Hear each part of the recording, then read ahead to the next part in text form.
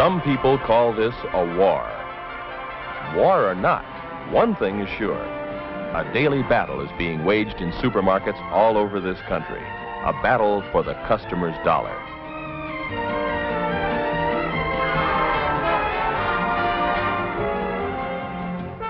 If a store is to make a profit in the face of today's stiff competition, everyone in it must give his full effort.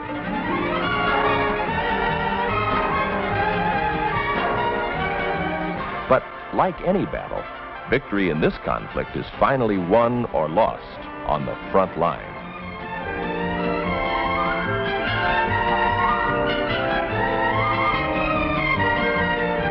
With literally millions of dollars at stake, success is measured in pennies.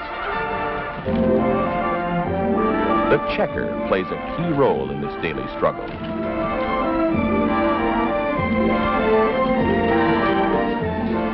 Methods of handling groceries and customers may vary from store to store, but the basic objectives are the same. Check the customer's purchases accurately, ring them up correctly, and collect the money for the store. And there's more, much more. Probably no job in a supermarket affects the store's success more than that of a checker. Her every action reflects on the store and its entire staff. She is a shopper's last, and often only, personal contact with the store. To the customer, the checker is very important. Her responsibilities are great and varied. But with all of them, one of a checker's primary obligations is to keep the traffic moving. Sometimes a checkout lane begins to resemble a crowded thoroughfare. When jam-ups form, they're hard to get rid of. And the analogy goes much deeper. The colors of traffic control, red, yellow, and green, have a real relationship to the science of good checking. Naturally, the idea is to keep things moving, to keep that green light glowing.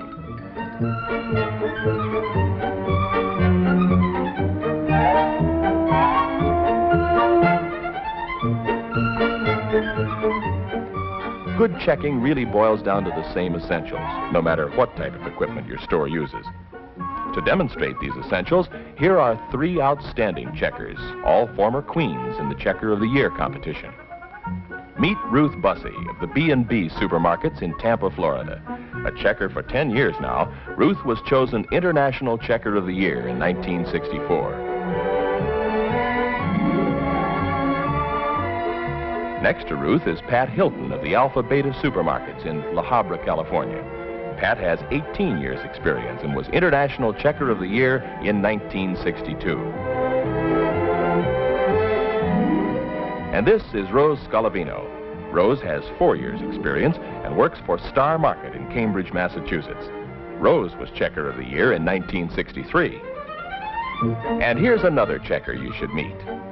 Miss Jones is not a Checker of the Year, but she hopes to be someday. She's an intelligent, hard-working, charming young lady.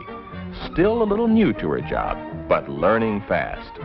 Like most of us, she could learn a lot just by watching experts perform. The first thing I do when I start the day is get my cash from the head checker. In a busy week, $5,000 or more may pass through my register. Handling it accurately is one of my biggest responsibilities. Once I've got my money counted out and correct, I put my register through a daily inspection. Is there enough tape? Is it dated correctly? Is the register plugged in? Is it zeroed? I always check supplies now when there's time to replace needed items. Are there enough bags to last? I don't want to run out later. I always try to remember that I'm dealing with food. That means that my stand has to be spotless. My merchandise racks must also be in good order before the day begins. The last thing I check is the most important, myself. Appearance means a lot on this job. Thorough preparation is a mark of every good checker. When the day begins, Miss Jones is ready. The idea is to keep that green light on, to keep the lane moving. But that's not as easy as it may sound. There are times when caution is necessary.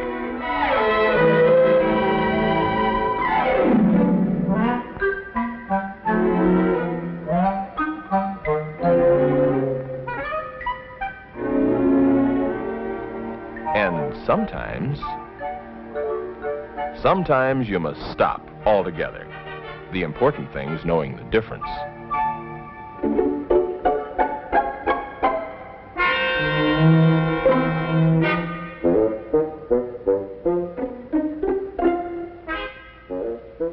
But so long as you observe the basics, things will keep moving smoothly. Watch an expert.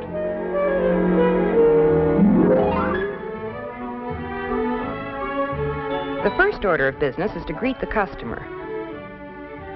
Then comes an important moment of caution. Is the bottom of the cart empty? I always make certain there are no missed items that might get through unchecked, and ring this up as a signal to myself that I've checked the cart. And most importantly, I keep it pleasant and matter-of-fact.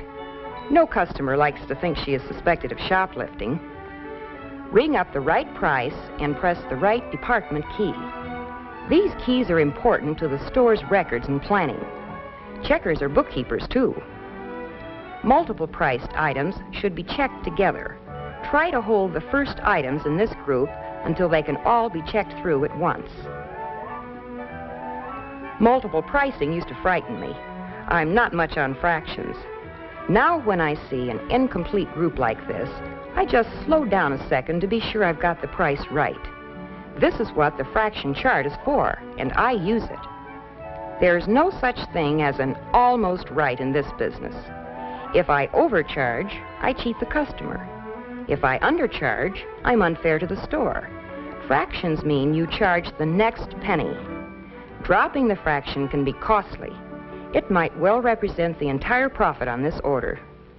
Here's another pricing problem, a price smeared beyond recognition. How do you decipher it?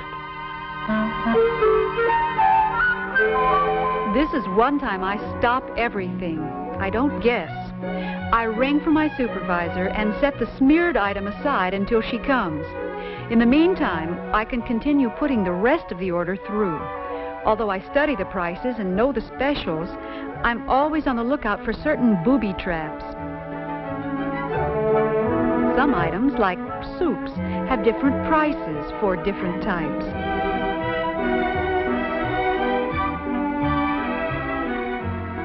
Others have identical package designs but different prices.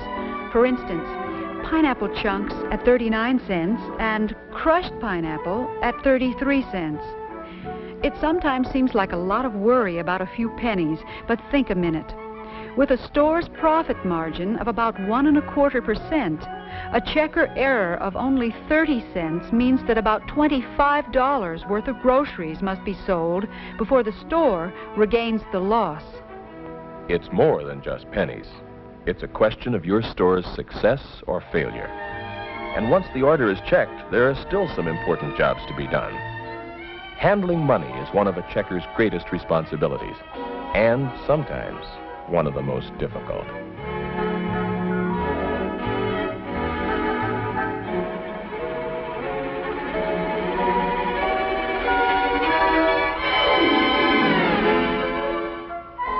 Handling money is largely a matter of knowing the rules and following them to the letter. There are many systems, but generally your stores will be similar to this. Defer coupons until the order is paid for. Know your store's policy on check cashing and follow it closely. As you accept the customer's money, call the out of amount, such as $12.38 out of 20. Put the check or bill onto the slab and count the change to yourself, then to your customer. And never forget, thank you. Lastly, put the money from the slab into the register. And never leave your position with your register open. Coupons are simple if you handle them right. After the customer has paid the regular price for her order, check her coupons against the purchased items. Sometimes people haven't actually bought the goods specified on the coupon. Total the coupons, take the cash, and refund it to the customer, remembering to do so with a smile. This system makes your job easier and lets the customer know her coupons were credited. Trading stamps are simple too. Be accurate And remember, they are money. Giving a customer more than she is entitled to costs the store. The final job of a checker is one that most checkers like least, but it's also one of the most important.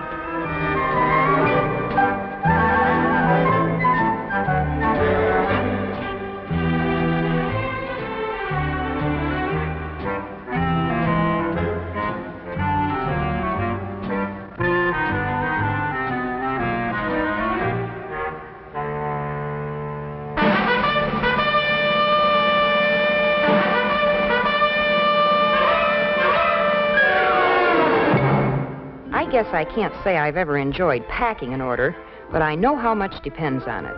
It's one part of the store the customer takes home with her. Beginning with the right size bag, I pack heavy to light. That's also the way I'd send the order through if a bagger were working with me. After a solid base is made up with cans and other heavy items, I build up the sides with flats, putting glass and other fragile items in the center for protection. Meat, frozen foods, and ice cream should always be wrapped separately. Finally, light crushables go on top.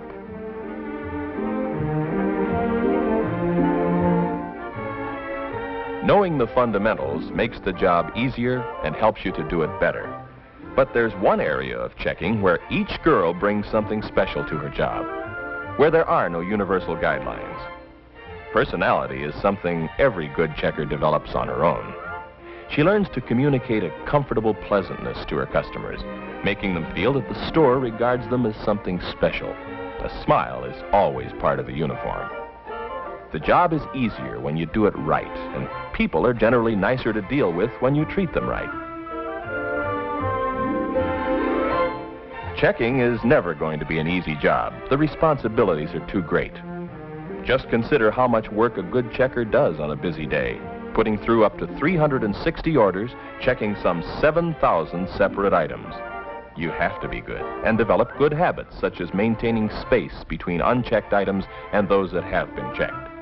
These girls are among the best. It takes skill and practice to get this good, and a lot of effort. But the basics are simple. Slow down when the situation calls for extra care. Stop completely on those few occasions that require it, and keep the flow moving the rest of the time, swiftly, accurately, and pleasantly.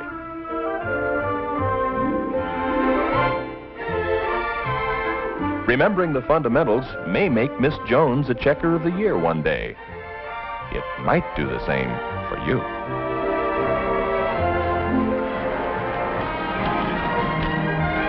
This battle is won on the front line. It's here that the customer has her last important contact with the store. To a large extent, a checker's actions determine whether a shopper will be back. It's a difficult job at times, but learning the skills we've seen demonstrated will help assure that it's done right and will make your task much easier. In your store, you are a vital member of the team. By always observing the fundamentals, you'll be doing your part on the front line.